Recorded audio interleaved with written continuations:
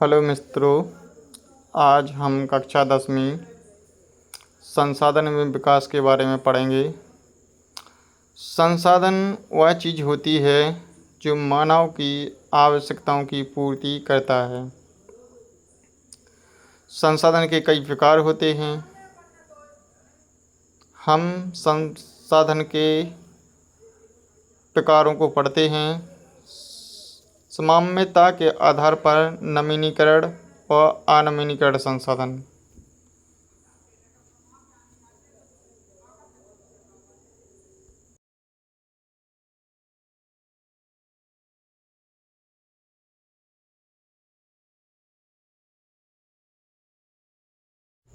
उत्पत्ति के आधार पर संसाधन दो प्रकार के होते हैं। जैव संसाधन जिन संसाधनों की प्राप्ति जीवमंडल से होती है तथा जिनमें जीवन व्याप्त है, जैव संसाधन कहलाते हैं। जैसे मनुष्य, वनस्पति जात, प्राणी जात, मत्स्य जीवन, पशुधन आदि। एक होता है अजैव संसाधन।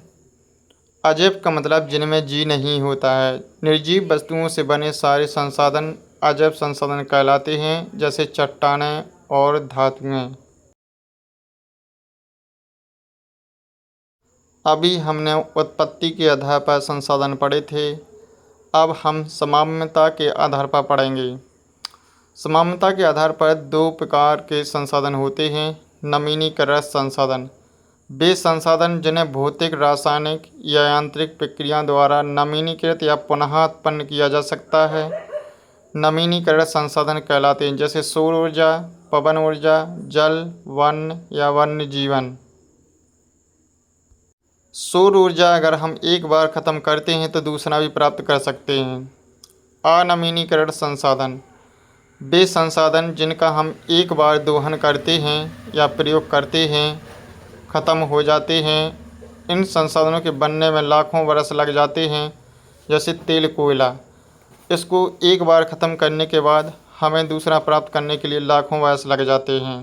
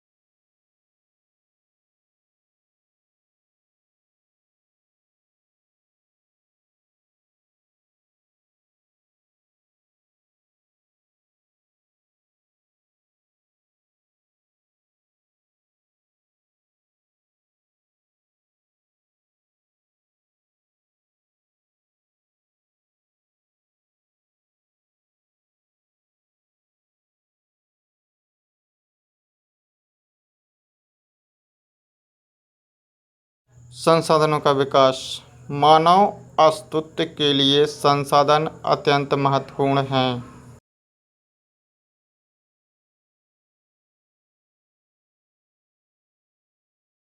संसाधनों का अत्यधिक दोहन करने से हमें अनेक समस्याएं पैदा हुई हैं। जैसे कुछ व्यक्तियों के लालच व संसाधनों का ह्रास, समाज के कुछ लोगों के हाथों में संसाधनों का संचय, जिससे समाज के दो हिस्सों संसाधन संपन्न व अमीर तथा संसाधनहीन यानी गरीब के बीच संसाधनों का बंट जाना। संसाधनों के अंधाधुंध शोषण ने वैश्विक परिस्थितियां संकट को पैदा किया है, जिससे भूमंडलीय ताप, ओजोन परत अपक्षय, पर्यावरण प्रदूषण और भूमि निम्नीकरण आदि।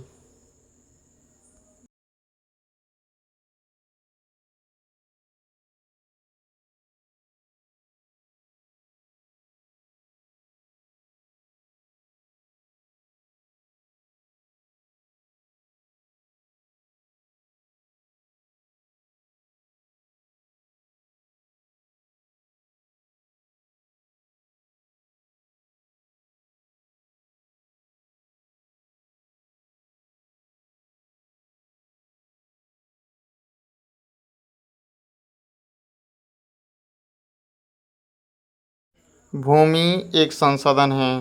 भूमि एक महत्वपूर्ण प्राकृतिक संसाधन है। प्राकृतिक वनस्पति, वन्य जीवन, मानव जीवन, आर्थिक क्रियाएं, परिवहन तथा संचार व्यवस्थाएं भूमि पर ही आधारित हैं। भूमि एक सीमित संसाधन है, इसलिए हमें इसका उपयोग सावधानी और योजनाबद्ध तरीके से करना चाहिए।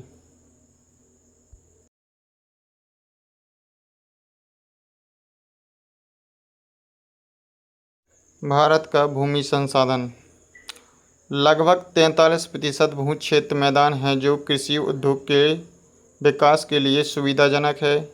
लगभग 30% भू क्षेत्र पर विस्तृत रूप से पर्वत स्थित है, जो 12 मासी नदियों के प्रवाह को सुनिश्चित करते हैं। पर्यटन विकास के लिए अनुकूल परिस्थितियां प्रदान करता है और पारिस्थितिकी के लिए महत्वपूर्ण है। लगभग 27% हिस्सा पठारी क्षेत्र है, जिसमें खनिज, जीवाश्म ईंधन और वनों का अपार संचय कोष है। भारत में भू उपयोग प्रारूप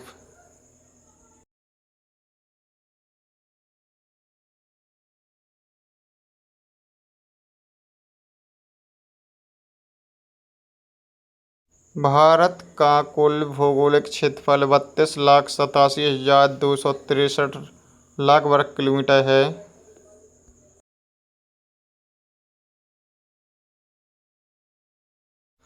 भूमि निम्नीकरण और संरक्षण के उपाय। कुछ मानव क्रियाओं जैसे अधिक वनोन्मूलन, अति पशुचारण, खनन से भूमि के निम्नीकरण में मुख्य भूमिका निभाई है। भूमि निम्नीकरण को रोकने के उपाय: वनारोपण, मतलब वनों को लगाना चाहिए। चारागाहों का उचित प्रबंधन, पशुचारण नियंत्रण, रेतीले टीलों को कांटेदार झाड़ियों द्वारा स्थिरीकरण, बंजर भूमि का उचित प्रबंधन, खनन नियंत्रण इत्यादि।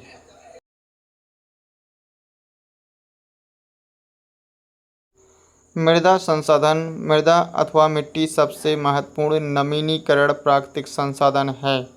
यह पौधों के विकास का माध्यम है, जो पृथ्वी पर विभिन्न प्रकार के जीवों का पोषण करती है। मृदा का वर्गीकरण। मृदा बनने की प्रक्रिया को निर्धारित करने वाले तत्वों, उनके रंग, गहराई, गठन, आयु व रासायनिक और भौतिक गुणों के आधार पर भारत की मृदा को निम्नलिखित भागों में बांटा गया है।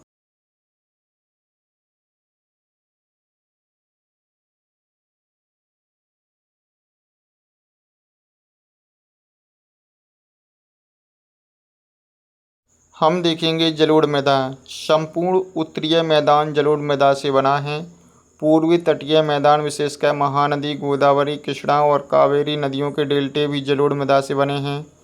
अधिकतम उपजाऊ होने के कारण जलोढ़ मृदा वाले क्षेत्रों में गहन कृषि की जाती है, जिससे यहाँ जनसंख्या घनत्व भी अधिक है। अधिकतर जलोढ़ मृदा पोटास, फास्फोरस और चूना युक्त होती है, जो इसे गन्ने, चावल, गेहूँ व अन्य अनाजों, दलहन फसलों की खेती के लिए उपयुक्त बनाती है।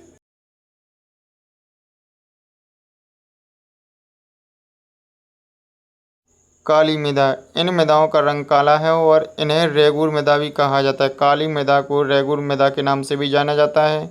काली मृदा कपास की खेती के लिए उचित समझी जाती है और इसे काली कपास मृदा के नाम से भी जाना जाता है। ये मृदा महाराष्ट्र, सौराष्ट्र, मालवा, मध्य प्रदेश और छत्तीसगढ़ के पत्थर पर पाई जाती है। दक्षिण पूर्वी दिशा में गोदावरी और कृष्णा नदियों की घाटी तक फैली है। काली मृदा बहुत महीन कणों अथवा मृत्तिका से बनी है। इनका इनकी नमी धारण करने की क्षमता बहुत होती है। ये मृदा कैल्शियम कार्बोनेट, मैग्नीशियम, पोटास और चूना जैसे पौष्टिक तत्वों से परिपूर्ण होती है।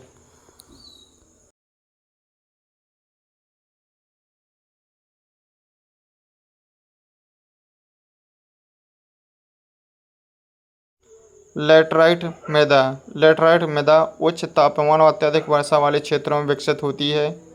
ये मृदा मुख्य तौर पर कर्नाटक, केरल, तमिलनाडु, मध्य प्रदेश और उड़ीसा तथा असम के पहाड़ी क्षेत्रों में पाई जाती है।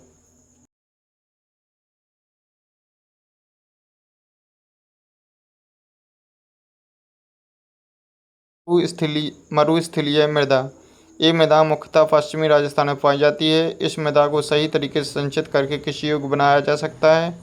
शुष्क जलवायु, उच्च तापमान के कारण जल वाष्प दर अधिक और मृदाओं में ह्यूमस व नमी की मात्रा कम होती है। नमक की मात्रा अधिक पाए जाने के कारण झीलों से जल वाष्पीकृत करके खाने का नमक भी बनाया जाता है।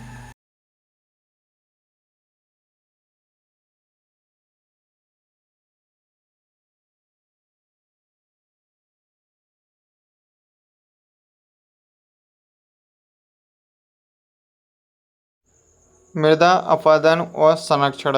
मृदा अपरदन के प्राकृतिक कारक पवन, हिमनदी और जल मृदा अपरदन के प्राकृतिक तत्व हैं।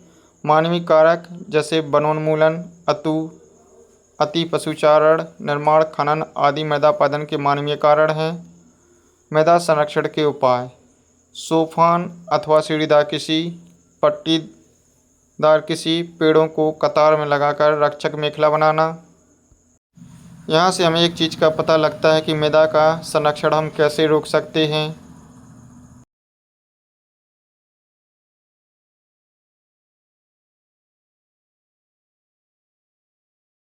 भारत में भूमि का उपयोग किस प्रकार किया जाता है? भारत का भौगोलिक क्षेत्रफल 32,87,263 वर्ग किलोमीटर है।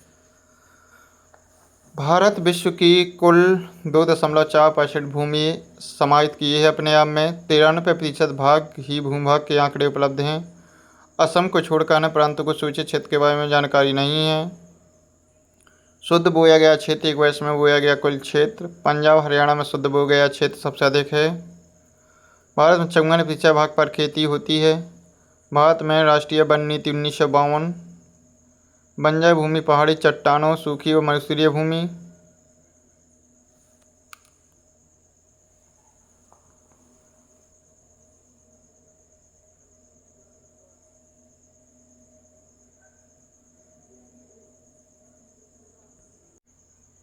निम्नलिखित प्रश्नों के उत्तर दें। संसाधन नियोजन के 3 सोपान कौन कौन से विवेचना कीजिए। हमने आपको समझा दिया है। भारत में संपूर्ण भूभाग के आंकड़े उपलब्ध क्यों नहीं हैं। स्थायी चारागाहों के अंतर्गत इन सभी के उत्तर इस प्रकार से बनाइए, आप खुद देख सकते हो। फ्रेंड, अगर वीडियो मेरा अच्छा लगा हो तो लाइक करें, सब्सक्राइब करें और शेयर करें। मैं इसी प्रकार की वीडियो आपको लाता रहूँगा। बहुत बहुत धन्यवाद देखने के लिए। जय श्री राम। कक्षा 10वीं सामाजिक विज्ञान, संसाधन एवं विकास, भूगोल के पाठ 1 का लेसन है। मैंने समझाया है, समझ में आ गया होगा। धन्यवाद।